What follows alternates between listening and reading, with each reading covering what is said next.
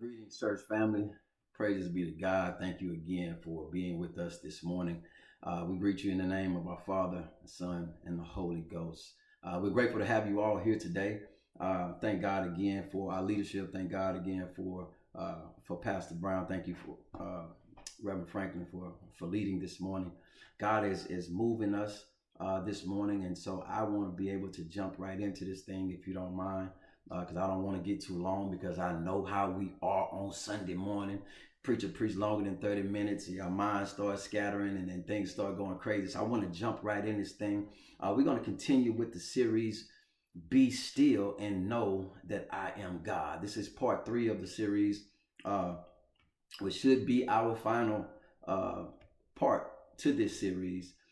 So we pray that it will be. But if God leads me to do something else, I'll definitely be obedient to His Spirit. So we definitely want to call your attention to the book of Exodus. I want to call your attention to the book of Exodus.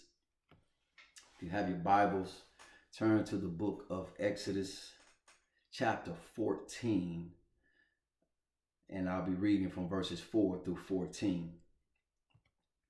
But before we get into that, let me do this, because I want to be able to put the text into context so we have a good understanding of what is going on here in the text prior to me reading. Here we have the people of God. But because they have been governed by another ruler and been in captivity for the last 400 years, they really haven't been the people of God. Almost 10 generations are living off a memory of God. So it's fair to say, before we get to the text, that their faith is a tad bit watered down. Or even at least we can say that it's distant. You'll see later in the text how being enslaved, either physically or mentally, will make someone else's wrong become your right. Moses has led the people of Egypt and told them to camp out by the sea, by the Red Sea. And Pharaoh in the text has realized that he has made a dreadful mistake by letting them leave, and now wants to take back what he believes belongs to him. This is really important, because God told Moses to tell the people, I will get the glory over Pharaoh and all of his army, and the Egyptians shall know that I am God. God had Moses to tell the Israelites that Pharaoh is coming, but I'm going to make sure that they know that I am God. One thing we got to know too about the book of Exodus is the book of Exodus is not about Israel. It's not about Moses. It's not about Egypt. It's not about Pharaoh. The story of the Israelites' deliverance from Egypt is meant to tell us something about God. While Israel's suffering in slavery and their deliverance through the Red Sea is a significant part of the book of Exodus, the real storyline is the declaration that God says, I am the one and true God. Let us make no mistake about it. He says, I am the God of Abraham, the God of Isaac, the God of Jacob, and he's a faithful God, and he will not allow anything to stand in the way of him drawing his people to himself. God is going to get the glory. His name will be glorified here on earth, and he's letting us know in this text that he is still in control, and even your problems are a part of his plan. All right, so now here's the text. Beginning at verse 4, he says, I will harden Pharaoh's heart and he will pursue them, but I will gain glory for myself through Pharaoh and all of his army, and the Egyptians will know that I am the Lord. So the Israelites did this. When the king of Egypt was told that the people had fled, Pharaoh and his officials changed their minds about them and said, what have we done? We have let the Israelites go and have lost their services. So he had his chariot made ready and took his army with them. He took 600 of his best chariots. Somebody say his best chariots. Along with all of the other chariots of Egypt, with officers over all of them. The Lord hardened the heart of Pharaoh, king of Egypt, so that he pursued the Israelites who were marching out boldly. The Egyptians, all Pharaoh's horses and the chariots, the horsemen and the troops pursued the Israelites, overtook them as they camped by the sea near Pi-hahiroth. And now y'all got to forgive me. You can't say it either. Just stop it. All right, Pi-hahiroth, opposite Baal of Zephon. Verse 10 says, and Pharaoh approached. The Israelites looked up, and there were the Egyptians marching after them. They were terrified and cried out to the Lord. They said to Moses, was it because there were no graves in Egypt that you brought us to the desert to die? What have you done to us by bringing us out of Egypt? Didn't we say to you in Egypt, leave us alone, let us serve the Egyptians? It would have been better for us to serve the Egyptians than to die in the desert. And Moses answered the people, do not be afraid. Stand firm, and you will see the deliverance the Lord will bring you today. The Egyptians you see today, you will never see again. The Lord will fight for you. You need only to be still. We want to take our subject from that verse. And the topic for today is just be quiet. If I can set the stage here, I remember just a few months ago, prior to us moving into this house, we were staying in a one-bedroom apartment. And we were staying in this one-bedroom apartment. And if, for those of you who don't know, for me, my whole life I stayed in an apartment. That's just how we grew up. We grew up in an apartment. And so staying in an apartment wasn't uncomfortable for me because it was all that I knew.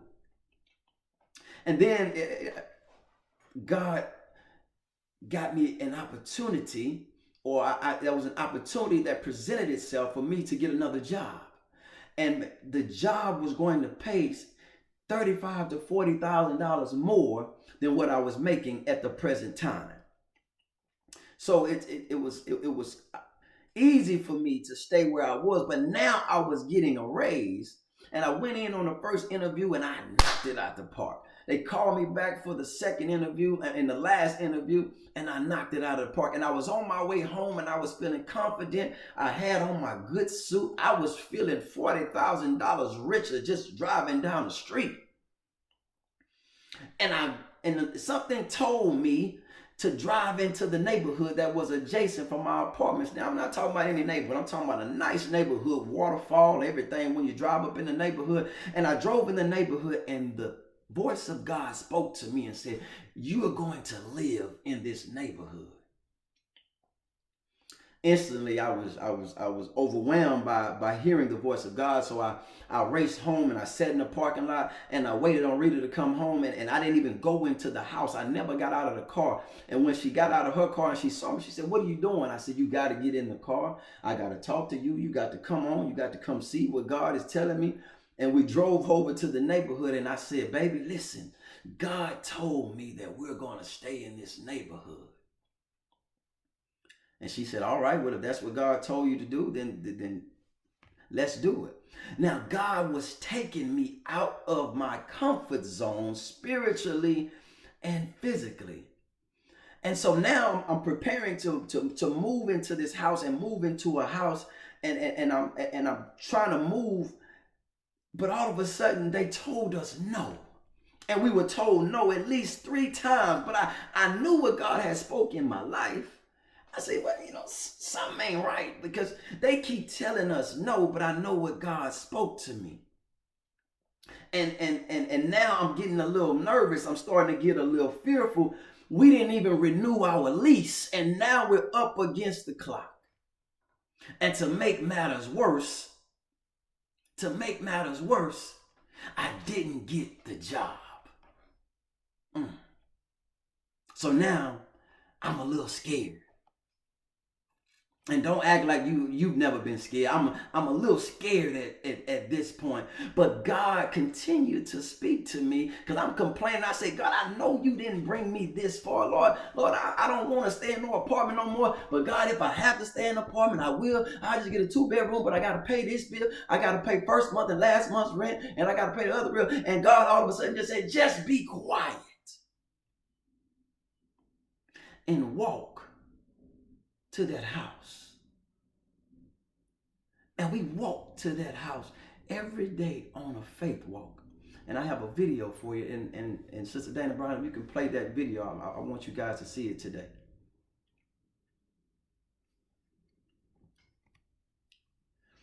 And so as we begin to walk it out, the fear started to leave. But what I'm trying to tell you today, even in this text, the first point is that we have to be fearless. We have to be fearless, but let's not go into judging the children of Israel too soon, because even though they had been in slavery for the last 400 years, they had enough faith to believe God to go. Do you have enough faith to believe God to go? Yes, we all going to get a little scared sometime. It's going to get a little difficult at times, but you got to at least have enough faith to go. And then sometimes it just happens. Fear just creeps in. But what I want to tell you today is that fear can compromise our faith. Fear can compromise our faith. And fear will tell you to retreat. Look at what the children of Israel said. They said, is it because there are no graves in Egypt that you have taken us away to die in the wilderness? What have you done bringing us out of Egypt? Is not this what we said to you in Egypt? Leave us alone, that we can serve the Egyptians. We told you this would happen, Moses, and now you brought us out here to die. We're going to die, and you killed us. You killed us. And so here what the text is trying to tell us is that what do you do when your past tries to catch up with you? God has freed you. You have been liberated from exile. Just when you started to get settled in your newness, a new relationship, your new job, a new year, a new ministry, new season. And now you're confident knowing that you've left all of the nonsense behind. And now it seems that everything that you left is starting to rear its head all over again. But see, fear comes from the place of uncertainty. When you get to that place that you've never been before, that's when fear starts to creep in. They were in fear because they had left behind everything that they had ever known. Oh, God is speaking that to somebody. You've left behind everything. God is calling you to leave behind everything that you know to be comfortable. And he's going to bring you to a place that's going to feel, it's going to be a place of uncertainty. And the children of Israel, they weren't just afraid because Pharaoh was bringing 600 of his best chariots, but they were also fearful for their own inadequacies. See, when we get to that place of uncertainty, we start to feel like we're not worthy. We start to feel like we're not enough because we've been taken out of that place where we've been the big fish for so long, and now we're the small fish. And now we have to be able to trust God, and we can't trust on our own. We have to lean not into our own understanding, but we got to, in all our ways, acknowledge Him. And that sometimes gets us to a place where we're uncertain and it brings about fear. Satan is trying to take his best shot at you, and we're afraid that we can't handle it. We start playing the blame game. That's what the children of Israel started to do. They started playing the blame game. But see, fear comes when we're not able to see the vision that God has for our lives. When that one prayer that you've been praying for finally happens and now you're in unfamiliar territory, change look good until uncertainty strikes. But what we got to understand is today, and I need you to hear me today, that after freedom should come faith. After the blessing should come boldness, and after the miracle should come might. And what you have to understand is that looking back will hinder your forward progress. Oh, say that to somebody. Looking back will hinder your forward progress. It's a reason why your eyes aren't in the back of your head.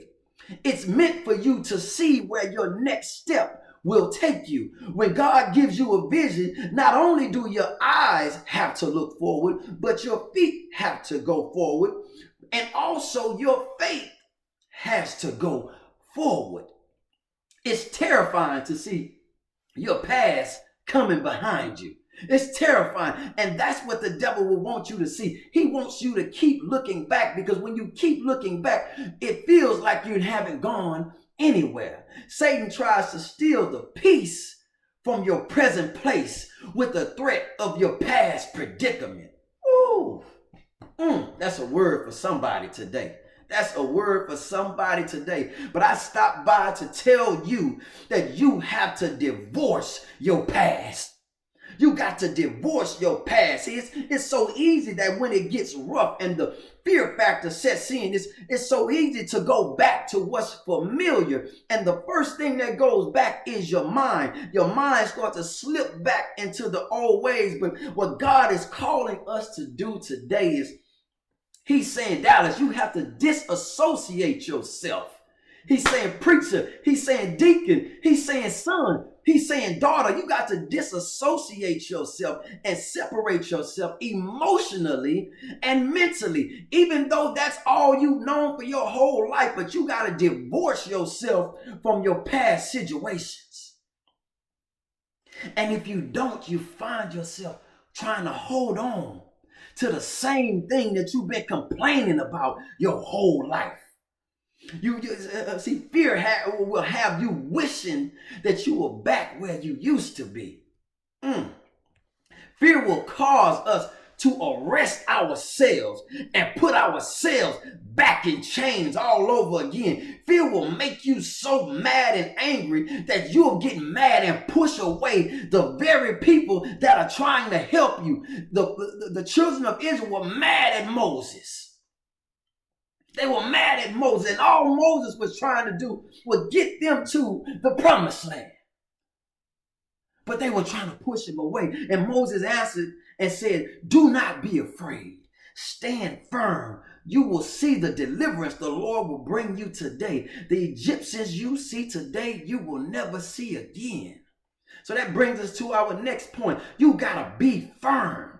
You got to be firm. And because the first thing that goes backwards is your mind, but Moses said, don't you go anywhere. You better stand your ground. Don't you leave, because if your feet start going back, then we're lost altogether. So he's saying you got to stand firm and be firm, because what you need to know is that God is working behind the scenes. I'm trying to tell you that God is working behind the scenes in your life. If it's the impossible, where God likes to show up. Oh man, I love my God. I love my God. It's the impossible where God likes to show up. So many things come up against us and they become our Egypt issues. They become our Egypt issues. I'm talking about bad marriages, depression, bad credit, being abused as a child, a broken broken relationships, confusion about your sexuality. We got so much church hurt, molestation when you were younger that you never told anybody about. Promiscuity, all of these things become our Egypt issues, but God wants you to know today, I have delivered you from that. And now you're up against your Red Sea issues. You got past your Egypt issues, and now you're up against your Red Sea issues.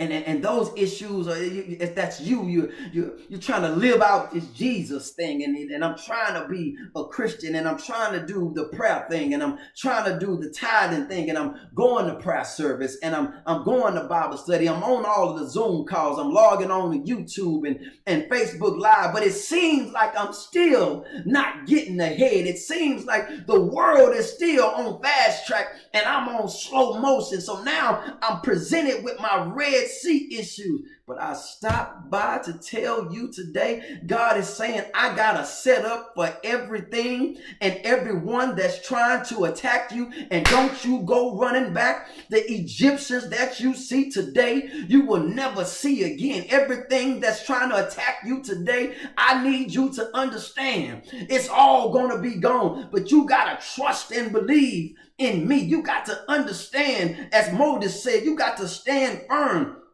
Because the deliverance that the Lord delivered you out of yesterday, that was yesterday. But I need you to see what I'm going to do for you today. I need you to watch what I'm going to do for you today. And I thank God for somebody like Moses, somebody who had the faith. We got to get around good leadership. We got to get under a covering. You got to get in a good church that has good leadership. Somebody that has enough faith that when your faith get weak, they're able to speak life into your dead situations. They're able to speak a pathway into your dead end to make you understand that there's still time and that there's still an opportunity and there's still hope. But you got to just hold on to your faith and be firm and know that God is going to be God and God is going to get the honor and the glory in the end. Oh, God is speaking to somebody today. He's saying, be firm. And I understand about your Egypt issues. I understand about your Red Sea issues. I understand about your promise issues. But let me tell you something. The answer to your Red Sea issues is the belief of the word he gave you while you were in your past predicament. See, he spoke it to you way back then. See, just when I drove into that neighborhood, God spoke it to me back then. He said, this is what I'm going to give you. But it's up to us to walk out our faith. We got to be firm and know that when God said deliverance, he really meant deliverance. He's going to rescue you. He's going to set you free. God is not a man that he should lie. And God is ready to take you to the next level and upgrade your spirituality. But you can't receive it because you can't see it. You can't receive it because you can't see it. And he knows that you can't see it. But it doesn't matter that you can't see it right now. He wants you to believe it. He wants you to see your future through the eyes of faith. He wants you to hear your future through the ears of prayer. And prayer doesn't always call for you to speak, but it calls for you to listen. And listening calls for you just to be quiet sometimes. You got to be silent. You have to be silent. See, the miracle wasn't in the doing. The miracle wasn't in the loud noise. The miracle is not in the complaining, but the miracle was in the silence. Oh, God is speaking to somebody right now. He's telling you, just be quiet.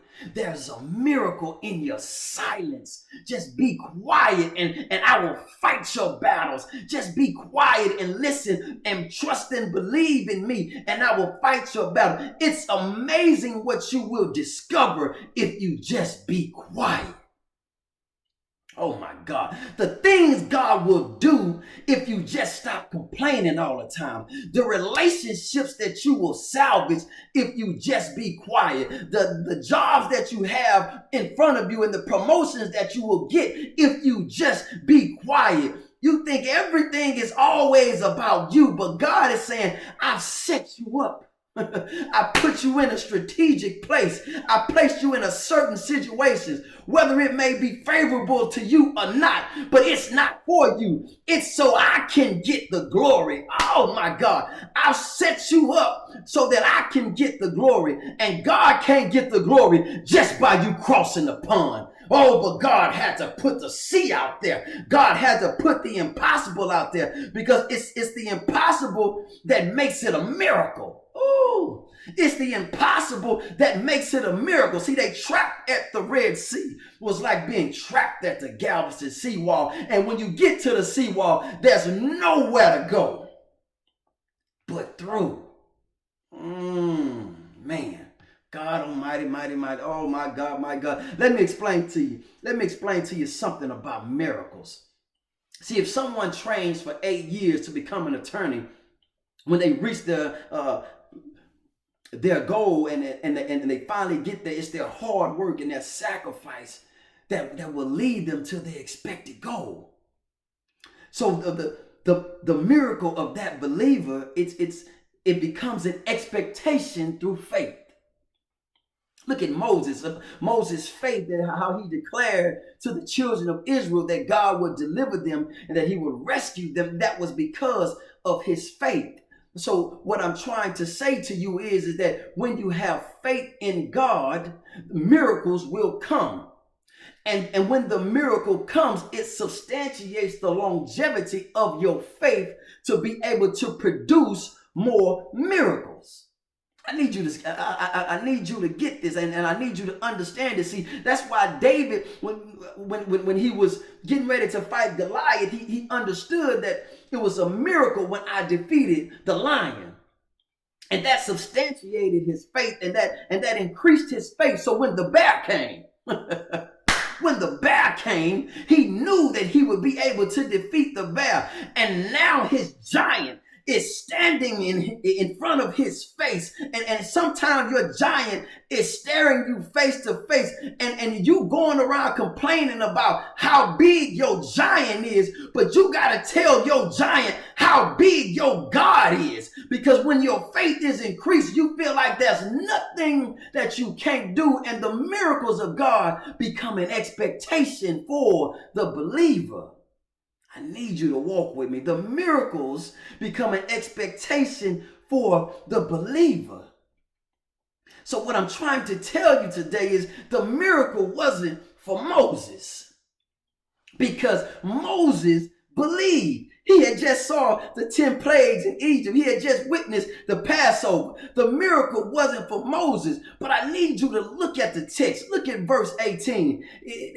This blew my mind, because this is what we need to know and understand. God said the Egyptians will know that I am God. The miracle is not just for you, but it's for everybody that is watching you. It's for all of the people that said that you couldn't do it. It's for all of your haters. It's for everybody that's watching you when they see you going through. But my God, when they see you overcome and they hear your testimony, the miracle is for them so that they can believe. What I'm trying to tell you today, that you gotta go through sometimes, and when God brings you out, it's not just for you. And when God brings you through, it's not just for you, but he's bringing you through for somebody else. Oh, but you gotta be quiet, and you gotta see God and allow God to work, and you gotta allow God to just have his way. You gotta allow God to take over. You gotta allow God to reign in your life. You gotta see it just that way. You gotta understand that, can I tell the rest of the story? Can I tell the rest of the story? God told Moses, why are you crying? Don't cry to me. I've already given you exactly what you need Ooh, can I tell the rest of the story? I'm trying to tell somebody today that God has already equipped you with the necessary tools that you need to get through your circumstance, to get through your Red Sea moment. God has already given you the tools, and He's put it on the inside of you. He's already blessed you with it. And that's what God is trying to tell you today. But He's trying to tell you that all you got to do, all you got to do is stretch forth your hand. Stretch forth your hand in what I have given you. You have the power inside of you. The same power that was in Jesus when He rose from the grave is the same power that we have on the inside of us. What I'm trying to tell you today, that it might seem like it's impossible. It might seem like you can't go any further. It might seem like you got to turn around and run back. But God is trying to tell you today, just like He told the children of Israel, you're going to walk on dry ground, baby. You won't even get wet. Your feet won't even get muddy. You got to just walk right on through all of the things that everybody thought that you couldn't do. And I stopped by to tell you today that God says He has it in control. Just be quiet. Just be quiet. Because see, here's the confidence. Here's the confidence in this thing. It said there was an angel of the Lord. Oh, keep reading the text. There was an angel of the Lord that was in front of them. But the angel of the Lord moved. He moved behind them. He moved behind them. And he moved in between. He moved in between the children of Israel and the Egyptians. And so what God is trying to tell us, that even though they were coming after you, baby, I got your back. And I need you to understand that you're not in this by yourself, but God's got your back. And the God that I serve will make a way out of no way. I'm just trying to tell you the story so you can understand that whatever you're going through, you can just trust and know and believe in God. And while you're going through, I just need you to know that even when you're going through, Jesus will be there for you. He's got your back, and He's got your front, and He's got you on side to side. But you got to trust in the one who stretched His hands out wide. You got to trust in the one who they put nails in His hands. You got to trust in the one they put the crown on His head. You got to trust in the one who died on Calvary. You got to trust in the one who went down in the grave. You got to trust in the one who got up early on Sunday morning. And God don't want to hear about your complaining, because He has all power in His hands. Oh, I just want to get to the other side.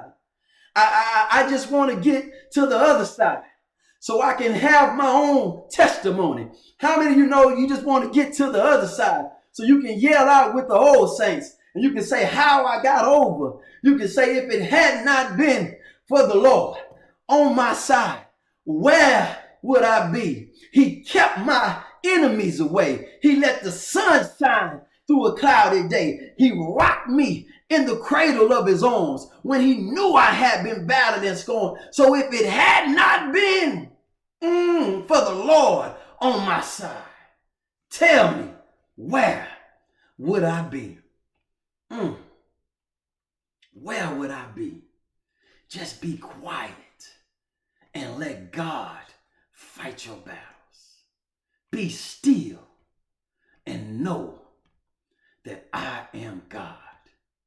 He that had ears to hear, let him hear today. The doors of the church are open.